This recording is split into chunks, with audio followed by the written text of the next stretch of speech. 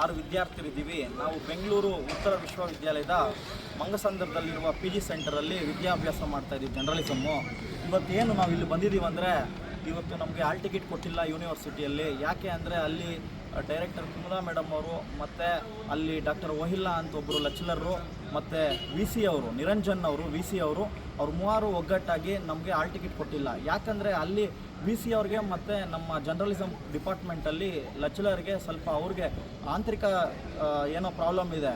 ಅವ್ರ ಮೇಲೆ ಕೋಪ ತೋರಿಸೋದು ನಮ್ಮ ಮೇಲೆ ತೋರಿಸ್ತಾ ಇದ್ದಾರೆ. ಇವತ್ತು ವಿ ಸಿ ಅವರು ನಾವು ಕರೆಕ್ಟಾಗಿ ರೆಗ್ಯುಲರಾಗಿ ಕ್ಲಾಸಸ್ಗೆ ಬಂದಿದ್ದೀವಿ.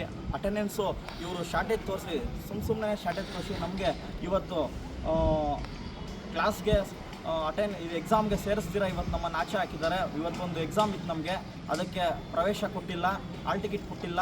ಅದಕ್ಕೆ ಇವತ್ತು ನಾವು ಕೋಲಾರ ರೂರಲ್ ಪೊಲೀಸ್ ಸ್ಟೇಷನ್ಗೆ ಬಂದು ನಾವು ವಿದ್ಯಾರ್ಥಿಗಳು 6 ಜನನೂ ಇವತ್ತು ಕಂಪ್ಲೇಂಟ್ ಕೊಟ್ಟಿದ್ದೀವಿ. ಅವ್ರ 3 ಮೇಲೆ ಸಂಬಂಧಪಟ್ಟಿರೋ 3 ಮೇಲೇನೂ